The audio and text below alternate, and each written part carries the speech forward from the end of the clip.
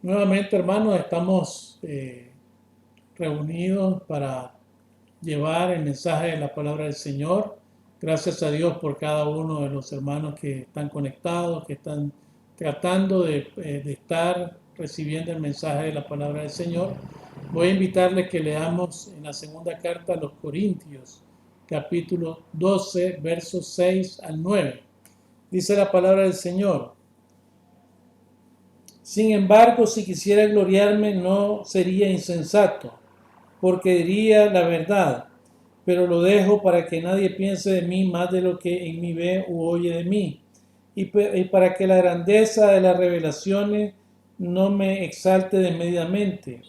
Me fue dado un aguijón en mi carne y un mensajero de Satanás que me abofetea, para que no me enaltezca sobremanera, respecto a la cual 3 veces he rogado al Señor que me lo quite.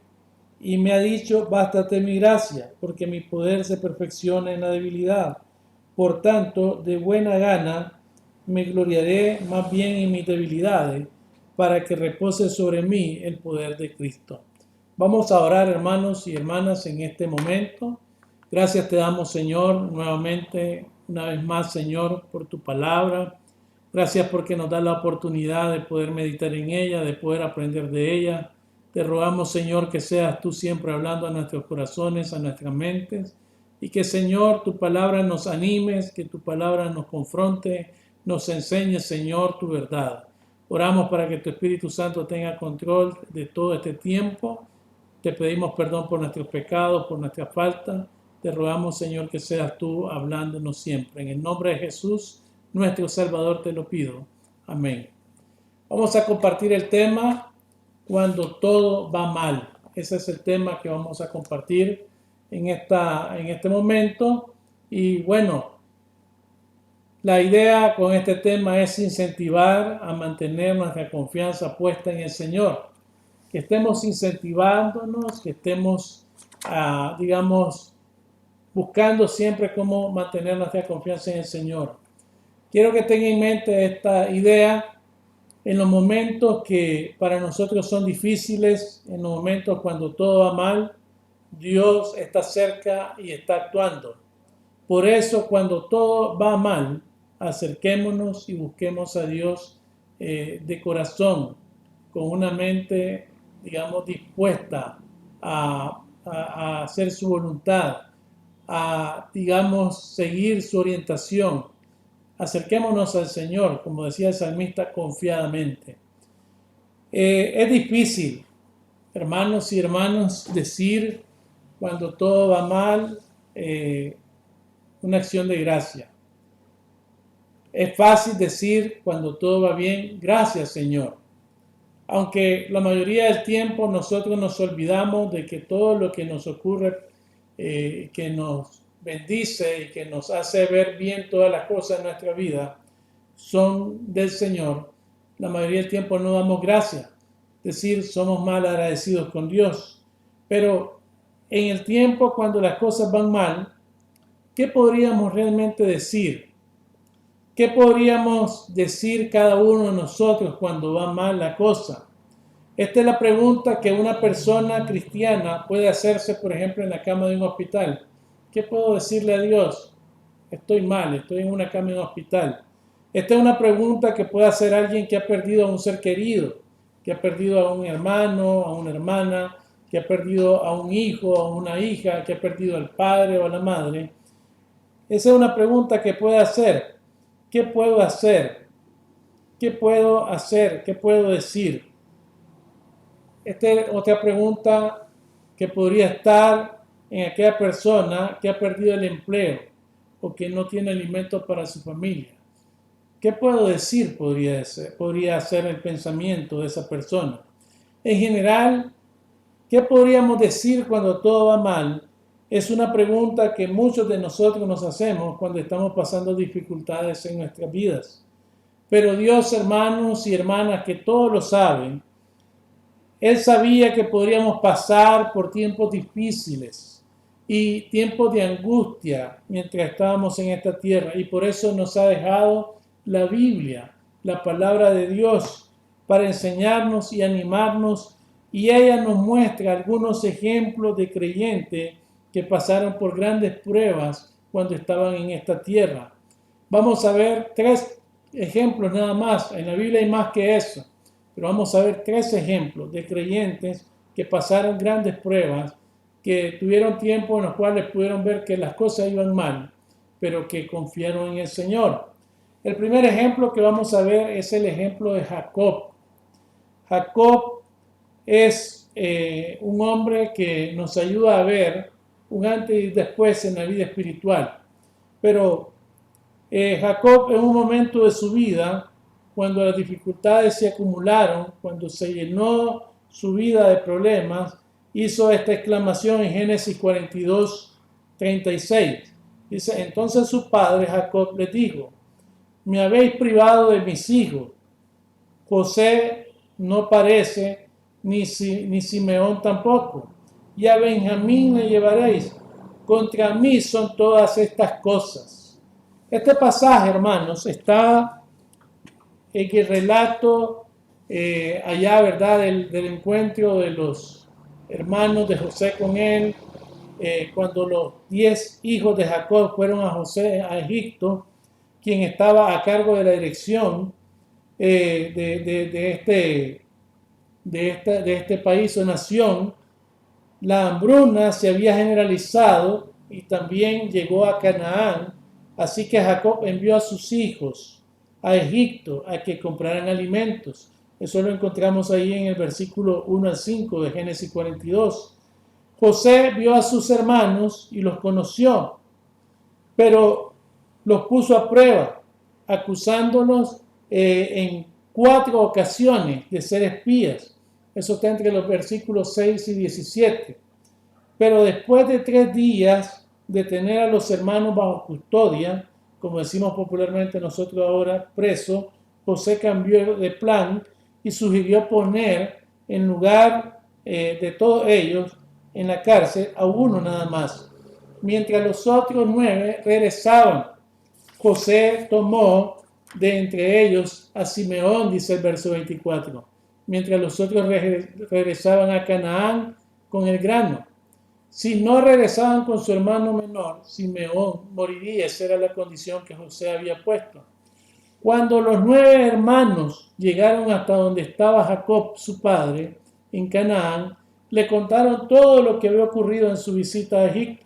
Aconteció que el padre, bien contristado, porque creía que de sus hijos, que otro de sus hijos había muerto, al igual que creía que José estaba muerto, dice, no parece Simeón, dice el verso 36, y se rehusaba a que Benjamín fuera con ellos, que era el requisito que José había puesto para poder entregar a su hermano Simeón. Ahí encontramos entonces la última parte de este versículo 36, cuando Jacob da esta expresión y dice, contra mí son todas estas cosas. Hermanos, pobre Jacob, cuánta soledad y amargura expresa en esos años de la vida, cuando debía hablar de sus victorias quizás y triunfos en su vida y en la vida de sus hijos. Había sido muchos años de amargura y de resentimiento. Nada iba bien para él desde que José había sido vendido por sus hermanos. Como siempre, la situación es producto de sí mismo. Él mismo había construido la relación con sus hijos sobre la deshonestidad y sobre la mentira. Nadie en esa familia confiaba en nadie y todos se cuidaban de todos. Jacob tenía miedo de perder al tercer hijo, José, Simeón y ahora Benjamín. Imposible, no lo podría soportar. Sin embargo, hermanos, de tal estado de ánimo, en esa situación, en ese estado, digamos, mental, un estado de ánimo, digamos, temeroso, preocupado, soledad, amargura. En ese estado de ánimo, Dios usa a sus propios hijos para mostrarle una nueva posibilidad. Jacob nunca imaginaba que Dios estaba para darle una maravillosa experiencia de reencuentro con su amado hijo José. En los momentos, hermanos, que para nosotros son difíciles, en los momentos donde solo vemos que las cosas van mal, cuando todo va mal, Dios está cerca y está actuando en la vida de cada uno de nosotros. Hermanos, cuando todo se ve mal, creemos y vemos que nada nos ayuda para bien, es el momento en que cada uno de nosotros debemos creer y confiar en Dios, pues Él hará maravillas aún en nuestras situaciones difíciles. Hermanos, Dios usó la hambruna para llevar a Israel a Egipto, que estaba bajo la dirección de José. La noticia, ¿verdad?, de que necesitaban llevar al hijo menor Benjamín no fue buena para Jacob, pero Dios estaba actuando allí. Ya había perdido 2 hijos, un tercer hijo desconfiaba que podía perder. No eran noticias buenas, para él era algo malo. Por eso dice, contra mí son todas estas cosas. Sin embargo, él no sabe que Dios está actuando para bien, como nos pasa a veces a nosotros. Dios estaba ahí usando esa hambruna para que Israel llegara a Egipto. La nación permaneció allí unos 400 años, tal como Dios lo profetizó a Abraham en Génesis 15:13. Israel tendría el consuelo de que a pesar de su opresión, algún día Dios le permitiría triunfar sobre Egipto. Al final, hermanos y hermanas, vemos a Jacob haciendo una tremenda declaración. En Génesis 48, versos 13 y 15, resumido, Jacob declara que Dios había cuidado de él y que lo había guardado y librado de todo mal. Gloria sea al Señor, hermanos. En la dificultad, en el problema, no lo vemos, pero Dios cuida de nosotros, nos libra del mal. Y si el mal viene a nosotros, nos ayuda para que ese mal se convierta en bien. Esa es la historia de Jacob, hermanos. El otro ejemplo que podemos encontrar, bien conocido por todos, bien mencionado, pero muy poco analizado a veces, es el ejemplo de Job. Job fue específicamente probado por Dios. Tuvo pérdida de todos sus bienes. Fue una pérdida total de sus hijos y también por la enfermedad. Él experimentó un inmenso sufrimiento, tanto físico como moral, y hasta llegó a lamentarse de haber venido al mundo y deseó la muerte. El verso 1 de Job capítulo 3 dice, después de esto abrió Job su boca y maldijo su día. Esa fue la situación más lamentable en la que se encontró Job. Sin embargo, más tarde se dio cuenta de que había aprendido a conocerse a sí mismo y a conocer mejor a Dios en esas circunstancias difíciles que Dios permitió que ocurrieran en su vida.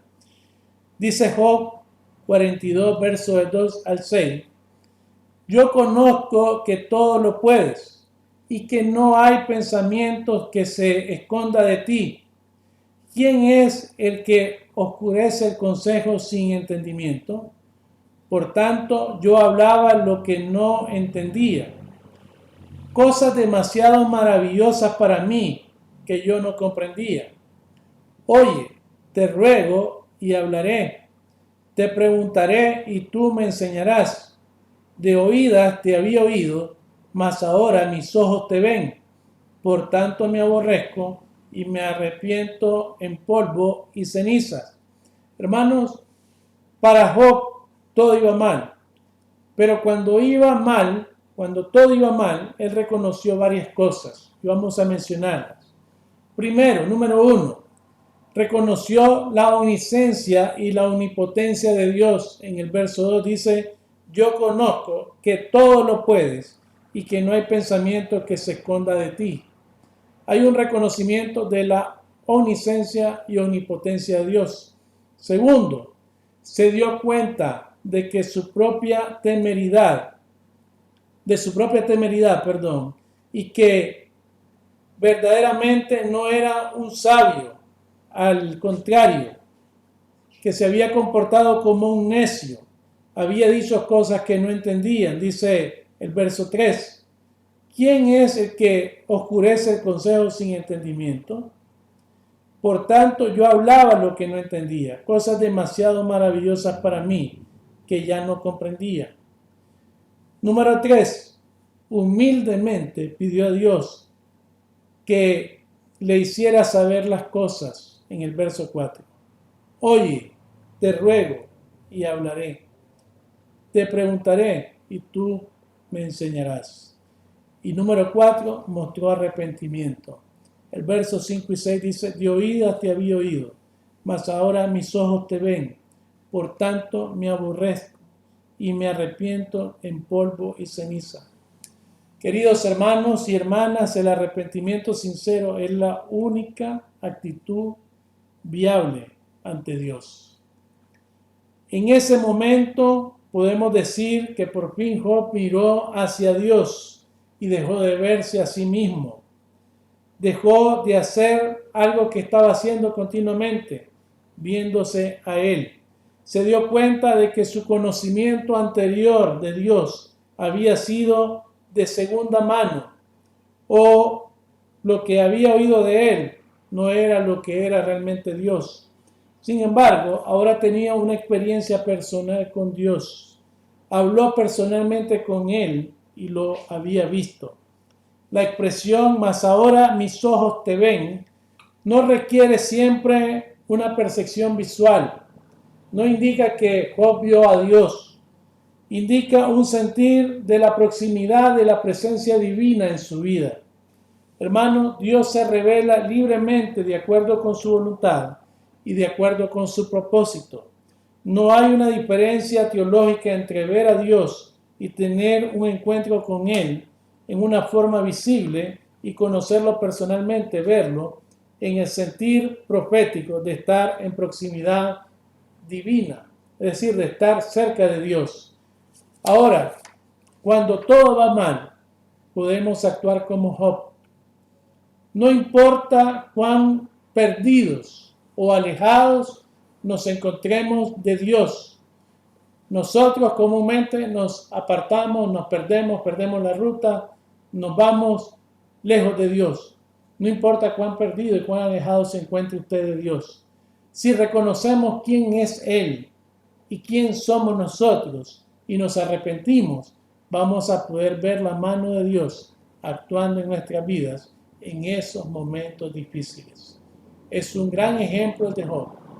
Reconocer quién era él, reconocer quién es Dios, arrepentirse de todo lo que él había pensado, había creído acerca de Dios, y vio a Dios actuando en su vida de una manera insospechable. Hermanos, así Dios va a actuar en la vida tuya y en mi vida en los momentos difíciles, cuando vengamos en reconocimiento a Él de la condición en la que nos encontramos. Ahora, hermanos, otro ejemplo que tenemos, y este es el tercer ejemplo, ya vimos el ejemplo de Jacob, ya vimos el ejemplo de Job, pero ahora tenemos el ejemplo de Pablo, el gran apóstol Pablo, siervo del Señor. Suplica a Dios lo libre del aguijón que le atormentaba. Ahí donde leímos al inicio. Segunda carta a los Corintios, capítulo 12, versos 7 y 8. Dice el apóstol Pablo, y para que la grandeza de las revelaciones no me exaltase desmedidamente, me fue dado un aguijón en mi carne, un mensajero de Satanás que me abofetea, para que no me enaltezca sobremanera, respecto a lo cual 3 veces he rogado al Señor que lo quite de mí. Era una petición auténtica y veraz del apóstol Pablo. Él pedía que Dios lo librara de un aguijón. Algunos creen que este aguijón era una enfermedad o era algo que padecía en su propio cuerpo. Sin embargo, la mejor interpretación del aguijón de Pablo es entender este aguijón como un mensajero de Satanás, enviado para que lo abofeteara, uno que utilizaban los engañadores para seducir a los corintios a rebelarse contra él. En aquel momento que la iglesia estaba pasando por falsos maestros, engañadores, y que en algún momento estaba también desconociendo el ministerio de Pablo. Ese era el aguijón. Los engañadores que seducían a los corintios a rebelarse contra él. Esta interpretación es consecuente, hermanos, con el testimonio de Pablo, de que su sufrimiento más severo provenía de su preocupación por la iglesia. Eso está en la misma carta, segunda carta de los Corintios, capítulo 11, del verso 28 al 29. Esta situación de Pablo, hermanos, nos muestra que Dios muchas veces va a utilizar el sufrimiento para acercarnos a Él. Pablo dice en el verso 8, 3 veces he rogado al Señor que lo quite de mí. 3 veces he rogado al Señor que lo quite de mí. Hermano, Pablo se acercó a Dios en la intensidad de su dolor. Ese, hermanos, es el lugar más bendecido en el que puede estar un creyente. Aunque usualmente no nos sintamos impulsados a acercarnos a Él si no estamos sufriendo. En el tiempo del sufrimiento, en el tiempo de angustia, podemos acercarnos a Él. Aunque Dios, hermanos, no quitó el dolor de Pablo, no significa que Dios no respondiera a su oración. La respuesta tan solo fue diferente a lo que el apóstol Pablo estaba pidiendo. Ahora, hermanos, ¿cuál fue la respuesta de Dios? El verso 9 dice, y me ha dicho, bástate mi gracia, porque mi poder se perfecciona en la debilidad. Por tanto, de buena gana me gloriaré más bien en mis debilidades, para que repose sobre mí el poder de Cristo. ¿Sabe qué, hermano o hermana? Dios utiliza el sufrimiento. Dios utiliza los tiempos difíciles para mostrar su gracia. Las 3 peticiones de Pablo por alivio tuvieron como resultado la misma respuesta del Señor. En cada oportunidad Dios respondió no quitando el dolor, no quitando ese sufrimiento que Pablo tenía, porque como ya se ha señalado anteriormente, tal dolor era provechoso espiritualmente para él. Hermanos, la Biblia enseña que todos los creyentes hemos recibido la gracia de Dios. Por eso Pablo dice, bástate mi gracia. Bástate mi gracia, porque mi poder se perfecciona en esa tribulación o angustia. Ese es el mismo llamado de Dios para nosotros. Bástate mi gracia, ahora que las cosas van mal. Bástate mi gracia. Entonces, hermano, la Biblia nos enseña que los creyentes hemos recibido gracia sobre gracia por medio de nuestro Señor Jesucristo.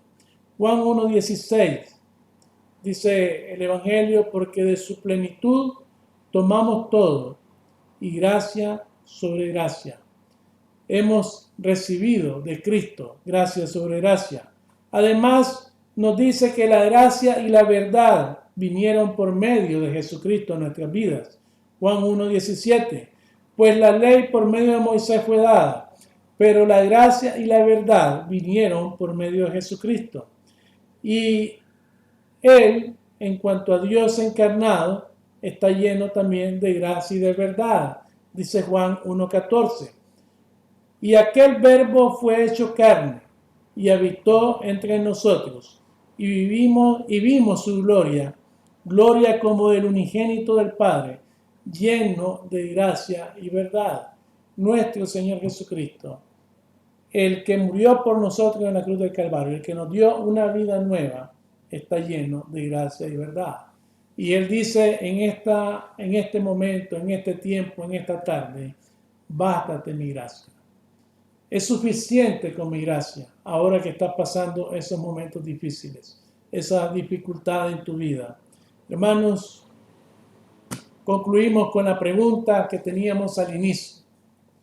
¿Qué hacer o qué decir cuando todo va mal?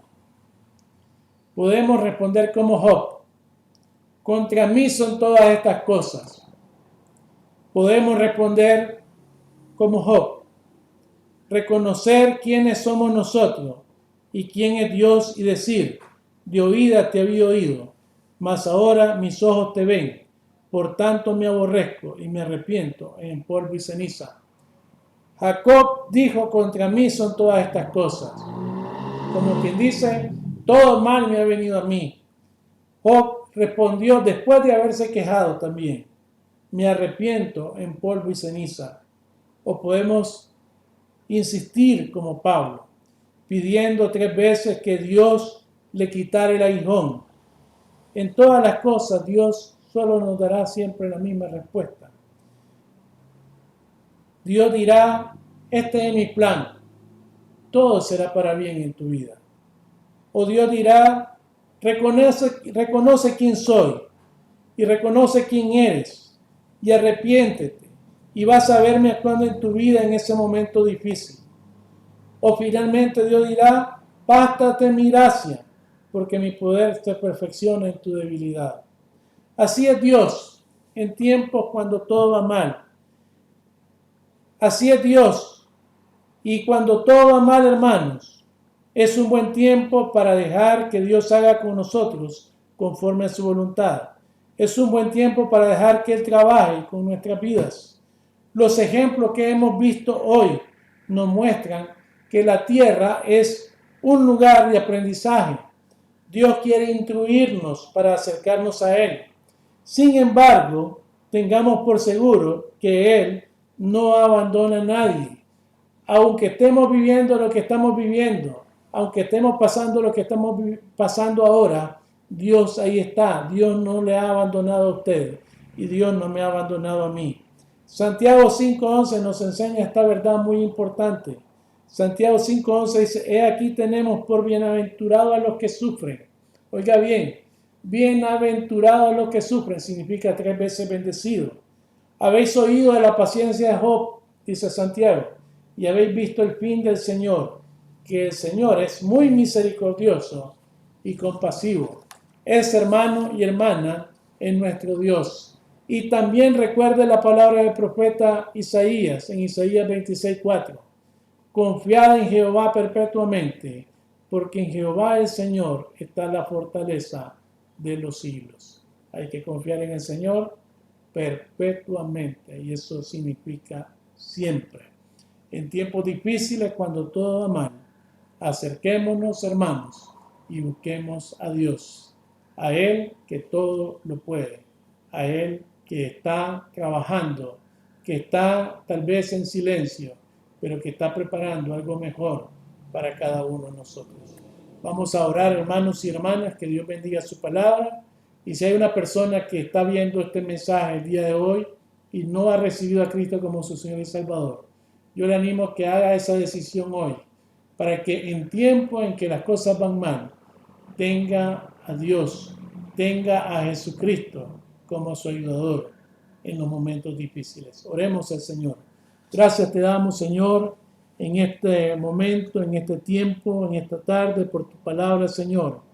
Gracias porque tu palabra nos enseña que en tiempo que todo va mal, Señor, tú estás ahí, actuando en la vida de los tuyos. Necesitamos, sí, reconocer, Señor, que no somos nada ni somos nadie delante de ti, y que tú, Señor, eres Dios grande, poderoso, misericordioso, y que abunda, Señor, en amor. Necesitamos reconocer que tal vez nos hemos alejado de ti, Señor. Necesitamos reconocer que quizás nuestra vida ha tomado un rumbo que no es el que, Señor, tú esperabas. Te pedimos perdón por eso, Señor, y te pedimos que nos hagas volver a ti, Señor, en estos momentos difíciles que enfrentamos. Oramos por aquellos, Señor, que han perdido un ser querido. Oramos por aquellos, Señor, que, oh Señor, quizás estén pasando por la enfermedad en este tiempo. Oramos por aquellos, Señor, que quizás han perdido el empleo o tienen problemas para llevar el sustento a su casa, Señor. Que en este tiempo, Señor, les baste tu gracia, Señor. Que tu gracia, que es abundante, esté en la vida de cada uno de estas personas, Señor, y en la vida de cada uno de nosotros, tus hijos. Oramos también por aquellos que no te conocen, Señor. Te pido, Señor, que seas tú, oh Señor, trayendo su gracia a la vida de cada uno de ellos. Sigamos orando. Si usted está viendo el mensaje y no ha recibido a Cristo como su Señor y Salvador, quiero decirle que hoy es el día de salvación. Hoy es el día en que usted puede venir y entrar a la gracia de Dios. ¿Qué debe hacer nada más? Reconocer a Cristo como mi Señor y Salvador. Si usted quiere hacerlo, repita conmigo ahí donde está, diga: Señor, gracias porque he venido y he escuchado este mensaje el día de hoy. He podido ver, Señor, que tu gracia está sobreabundando en la vida de tus hijos. En esta tarde te pido perdón por mis pecados y recibo a Cristo como mi Señor y Salvador. Y le entrego mi vida a Él. Y le pido, Señor, que a partir de hoy sea usted guiando mi vida. Sea, Señor, llevando mi vida, Señor, paso a paso, ayudándome en los problemas, en las dificultades. Gracias, Señor, por su salvación y por la vida eterna en Cristo Jesús. Y te damos gracias, Señor, por todo cuanto has hecho en nuestras vidas. Bendice tu palabra, Señor. Aplícala a cada uno de nosotros. En el nombre poderoso de Cristo Jesús oramos. Amén. Que Dios nos bendiga, hermanos y hermanas. Será próximo martes que podamos volver a estar juntos con otro mensaje en la palabra del Señor y orando uno por nosotros. Hasta pronto.